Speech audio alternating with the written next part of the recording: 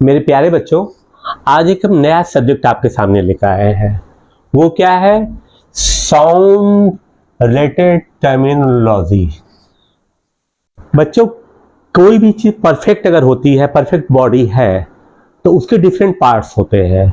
जैसे मान लीजिए कि आप कार चला रहे हैं, तो आप कहते हैं ना कि कार तो है, एक कार आपको समझ में आता है, लेकिन आप कहते हैं इसमें गियर भी है, क्लच भी है, ब्रेक भी है, इंजन है, एंड सो ऑन।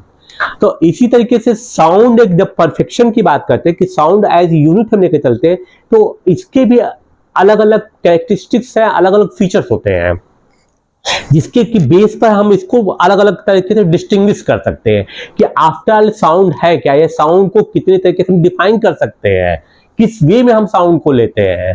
तो that is why I have related sound related terminology, the terms which are related to the sound, that is known as sound related terminology।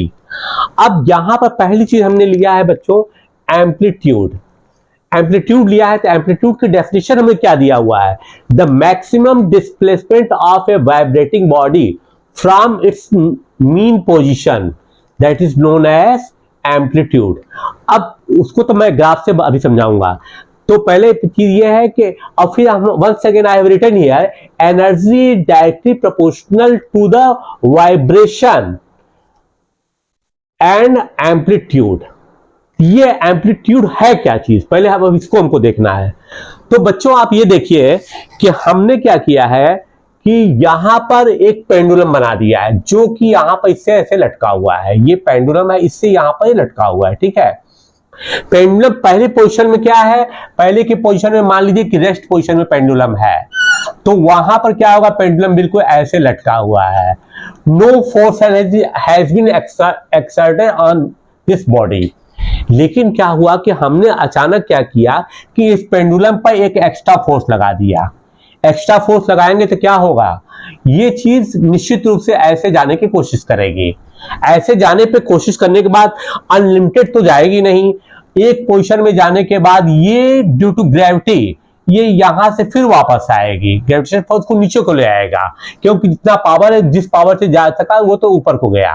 फिर ये यहां से यहां तक जाएगी, यहां से जाने के बाद फिर ये नीचे को आएगी, फिर नीचे से जाने के बाद ऐसे जाएगी। धीरे धीरे क्या होगा, जब इसकी एनर्जी धीरे धीरे काइनेटिक एनर्जी कम होने लगेगी, तो रिजल्ट क्या होगा कि फिर once again it will come at the rest position, rest position आ जाएगी, ठीक है। अब यहां पर आप देख रहे हैं कि हमने वैसे ही माना कि एक कोई बॉडी है, पेंडुलम है, वो ये पोजीशन में है। ये पोजीशन में होने पर हमने क्या किया, इसको एक फोर्स इसके ऊपर हमने अप्लाई कर दिया। तो जब फोर्स अप्लाई किया तो ये किधर को गया? वो ऐसे पोजीशन की तरफ गया है, ठीक है, बी की तरफ गया है। फिर बी के बाद ए टू बी, फिर बी पे जाने पे एक मैक्सिमम पोजीशन पाने के बाद, एक मैक्सिमम पीक पॉइंट पाने के बाद ये वापस आना शुरू कर रहा है।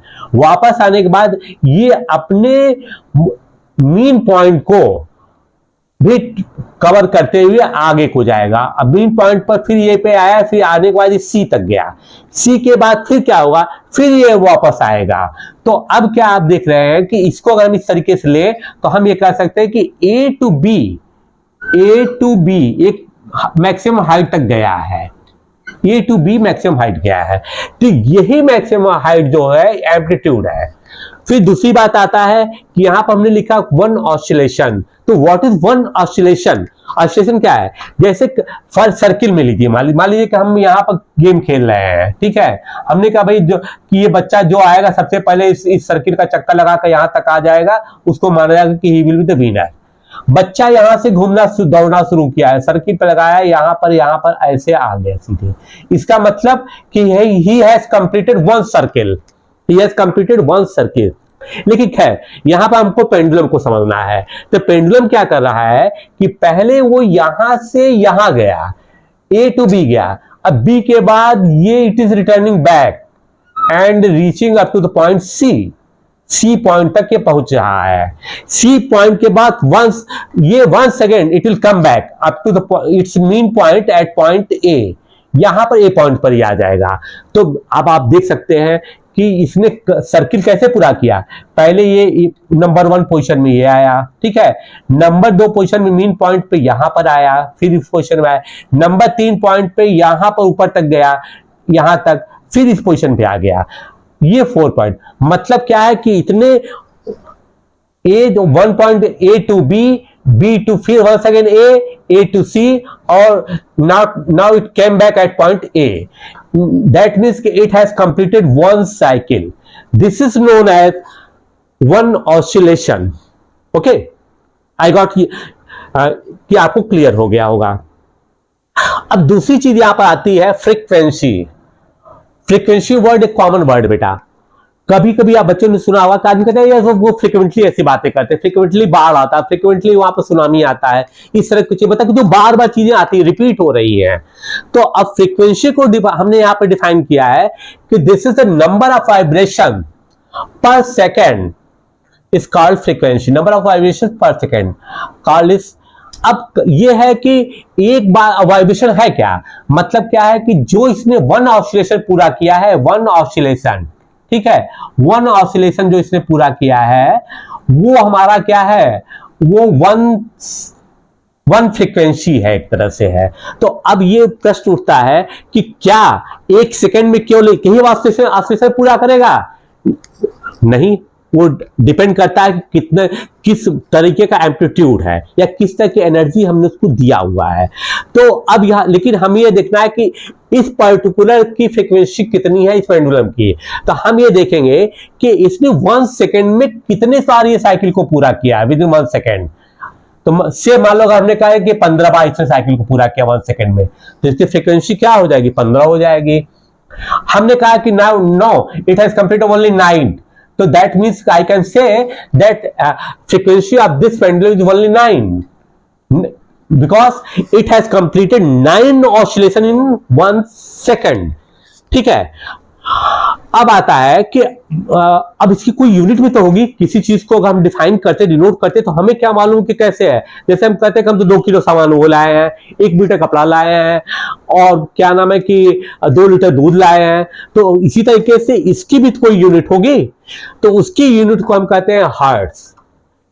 इसको शॉर्ट फॉर्म में हम HZ से डिनोट करते हैं।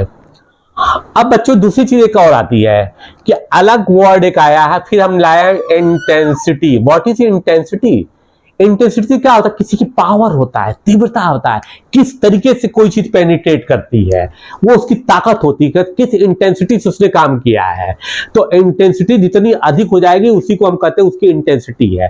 तो इंटेंसिटी के फार्मूला डेफिनेशन में क्या क्या है, दिस इज क्या है, is the amount of sound energy that flows normally पर यूनिट पर सेकेंड। अब बच्चों यहां पर यूनिट पर सेकेंड क्यों कहा जाता है, इसकी एक कॉमन चीज हम आपको समझाने जा रहे हैं कि हर एक डेफिनेशन कभी भी निकालते हैं, कोई कोएफिशिएंट निकालना हो, कोई कुछ भी निकालना हो, हम पर यूनिट ही क्यों निकालते हैं, why we calculate per unit. Per unit और क्या मतलब हुआ कि मान लीजिए कि इसको हमने 1/1 एक स्क्वायर मान लिया, ये इसका क्रॉस सेक्शनल एरिया है, ठीक है, ये इसका आपका क्रॉस सेक्शन है। जैसे कि अब ये बॉडी है, तो हम इसको मान ले कि अगर ये 1/1 का होता, माना कि ये 1/1 का नहीं है, हम ये मानते हैं 1/1 का ही है। अब इस पे हम कितनी ताकत से हमने फोर्स लगाया है इसके ऊपर है। तो अब ये जब हमने ताकत इसको ऐसे मारा है, तो ये 1/1 का अगर है तो कितनी पावर इस पे एक्सर्ट हुआ है, वही हमारा क्या हो जाएगा, यहाँ पर इंटेंसिटी हो जाएगी। 1 क्यों लेते हैं, 1 इसलिए लेते हैं कि if you multiply 1/1 what you will get only 1, you can't calculate it by 0 multiply by 0, तो 0 कोई वैल्यू तो है नहीं। तो अब ये क्वेश्चन उठता है कि यहां पर हमने क्या कहा कि sound energy that flows normally पर यूनिट पर सेकेंड। अब मान लो कि किसी वाइब्रेटिंग बॉडी पे हमने फोर्स किया, मान लो कि एक वाइब्रेटिंग बॉडी है, 1/1 का है, हमने पूरे कैलकुलेशन के लिए हमने एक पहले मिनिमम जो वैल्यू लिखा 1/1 लिया कि एक यूनिट पे अगर कितना आता, तो अगर मान लो 10 है तो 10 गुना साउंड पेनिट्रेशन हो जाएगा, उसकी इंटेंसिटी 10 गुना होगी। हमने देखा कि इस पे हमने एक हैमरिंग किया, हैमरिंग करने के बाद इसके अंदर कितना वाइब्रेशन पैदा हुआ है। तो वाइब्रेशन पैदा होने का मतलब क्या है, I have given energy, what kind of energy, kinetic energy. Kinetic energy तो मूवमेंट पैदा करेगा, और कुछ मूवमेंट पैदा नहीं कर सकता है। तो जब हम काइनेटिक एनर्जी इसको दिए, तो जैसे मान लो कि हमने इसको कर दिया, अब बच्चों देख रहे हो कि ये हिलना शुरू हो गया, क्योंकि हमने इसको काइनेटिक एनर्जी दे दिया है, तो ये आगे जाना शुरू किया, फिर अपनी पोजीशन में आ गया। तो अब ये है कि हम ये कैसे ये मेजर करेंगे कि भाई ये कितना एनर्जी इसको दिया गया है। तो उसकी भी एक यूनिट होती है, उसको हम कहते हैं वॉट पर मीटर स्क्वायर, कि कितना पावर हमने इसको दिया है, और वही जो पावर हम देंगे वो अगले पार्टिकल्स को ट्रांसमिट करता जाएगा, अगले ट्रांसमिट को करता। पहले इसके ऊपर हुआ, माना कि सॉलिड है, जैसे मान लीजिए सॉलिड है, अब ये बॉडी ऐसे ऐसे ऐसे ऐसे है, ऐसे ऐसे है, ऐसे है, हमने एक बॉडी को पर हैमर किया, तो ये पावर इसको ट्रांसमिट कर दिया, ये पावर इसको ट्रांसमिट कर दिया, ये पावर इसको ट्रांसमिट कर दिया, ये पावर इसको ट्रांसमिट कर दिया। और फिर क्या होगा, जैसा कि हमने एनर्जी कैरियर के बारे में आपको बता रखा है, it will come again its original point, and once again it will go to that point. एक बार वो ऐसे गया, फिर ऐसे आया, फिर गया ऐसे, फिर ऐसे आया, फिर ऐसे आया। खैर ये उसको बाद में बताएंगे। फिर क्या है, अब इंटेंसिटी लेवल, अब किस लेवल की हमने ताकत दिया है उसको हम कैसे एक्सप्रेस करते हैं, it is express in decibel, dB लिखा हुआ है। अब यहां पे एक स्टैंडर्ड फॉर्मूला निकाला गया है, जो कि स्टैंडर्ड नॉर्म्स है, कि अगर इंटेंसिटी आपका 10 to the power -12 watt upon M square है, तब क्या होगा, इसका इंटेंसिटी लेवल क्या होगा, 0 डेसिबल का होगा। जब 0 डेसिबल होगा तो हमें सुनाई नहीं पड़ेगा, वो ऑडिबल भी नहीं होगा, उसको हम सुन ही नहीं सकते हैं। तो अब सुनने के लिए मतलब अगर इतनी कम इंटेंसिटी का है, इसका इंटेंसिटी लेवल इतना है, तो ये हमको सुनाई नहीं पड़ेगा, 0 लेवल हो गया। लेकिन अब थोड़ा सा हम आगे को बढ़ते हैं, हमने लिखा if the intensity is 10 to the power -12, मतलब क्या 10 बढ़ गया, यहां पर देख रहे हैं ना, ये 1 आ गया, 11 था, तो अब ये क्या हो गया, ये 10 बढ़ गया, तो अब ये क्या 10 डेसिबल होगा। दैट वी कैन हियर, हमारा कान उसको सेंस कर लेगा कि अब एक कुछ सुनाई पड़ रहा, कहीं से कोई आवाज आ रही है। हमने इसको ऐसे किया, हमने फोर्स तो दिया लेकिन विजिबल नहीं है, लेकिन हमने इसको ऐसे कर दिया, कुछ आवाज सुनाई पड़ेगा, मतलब क्या, वो 0 लेवल को क्रॉस कर दिया और 10 डेसिबल के ऊपर है, तभी वी कुड हियर इट। मुझे मालूम है क्या हमने सुना है। वंस अगेन, फिर एक चीज इंटरेस्टिंग बात है कि ये पॉइंट है कि अगर कोई चीज, अब ये नहीं है कि अनलिमिटेड डेसिबल की हम इंटेंसिटी लेवल सुनते जाएंगे, नहीं, इसका एक लेवल है कि 120 डीबी के बाद अगर वो जाता है तो वो हमारे कान को नुकसान पहुंचा सकता है। इसके लेवल को, इंटेंसिटी लेवल को, 120 इंटेंसिटी लेवल को हम टॉलरेट कर सकते हैं, ये ह्यूमन कैपेसिटी हमारे कान की है, ठीक है। फिर आता है loudness, it is related to the intensity depends upon ear of listener. अब ईयर ऑफ लिसनर का मतलब क्या होता है कि देखो बच्चों, जैसे वो डॉग को लिए, वो 20,000 हर्ट्ज के ऊपर को भी सुनता है, हम नहीं सुन सकते, ठीक। फिश है, फिश 20 के भी नीचे भी कुछ सुनते हैं, आदमी जो है 20 to 20,000 के बीच को सुनता है। मतलब क्या है कि हर एक आदमी को सुनने की कैपेसिटी अलग अलग है। तो अब यह है कि कोई चीज किसी को कम आवाज, उसको बहुत लाउड सुनाई पड़ सकती है, कोई कह सकता है कि नहीं यार ये तो आवाज हमको बहुत सुनाई नहीं पड़ी, कोई कहता है कि बहुत तेज सुनाई पड़ता है।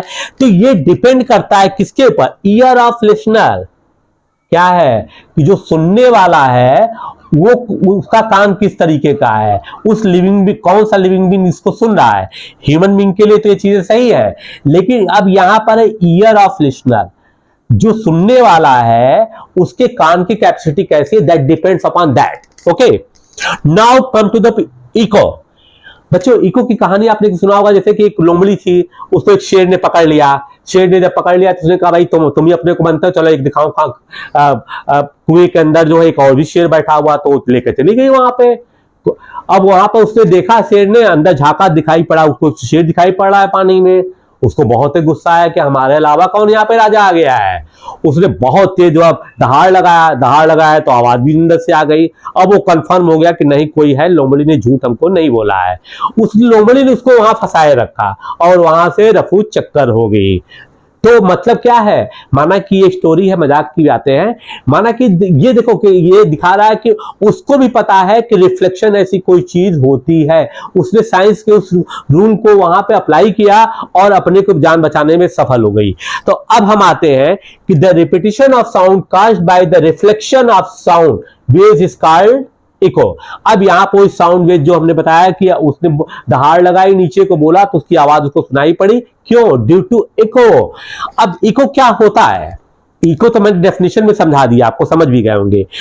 अब यहां पर एक कैलकुलेशन करना पड़ता है कि इको के लिए हमें क्या मिनिमम टाइम इंटरवल क्या चाहिए। ये कैलकुलेटर फिगर है 0.1 सेकेंड, 1/10 सेकेंड, ठीक है। टाइम गैप अगर इससे कम है तो वो हमें सुनाई नहीं पड़ेगा। क्यों नहीं सुनाई पड़ेगा? क्योंकि ये कैलकुलेटर फिगर है कि अगर whatever we speak it persists in our brain for 1/10 second, मतलब कि जैसे कि हम बोल रहे हैं तो जो चीज मैंने बोला है वो हम 1/10 सेकेंड तक हमारे माइंड में रहेगा। इस बीच में अगर कोई भी आवाज हमको सुनाई पड़ जाए तो वो हम उसको सुन नहीं सकते हैं, क्योंकि वो हमारे ब्रेन में इस समय है। जो मैंने बोला है या जो भी आवाज सुने वही हमको सुनाई पड़ेगा। लेकिन अगर टाइम गैप उससे अधिक हो गया, तब क्या होगा? तब हमें इको सुनाई पड़ेगा। तो अब इको को कैलकुलेट करने के लिए पहले टाइम गैप तो हमने मान लिया है, ठीक है। अब यहां पर देखिए, माना कि एक चीज रिफ्लेक्शन क्या होता है। हाँ, अभी रिफ्लेक्शन की बातें कर रहे थे। रिफ्लेक्शन होता क्या है? किसी चीज को टकरा करके वापस आना।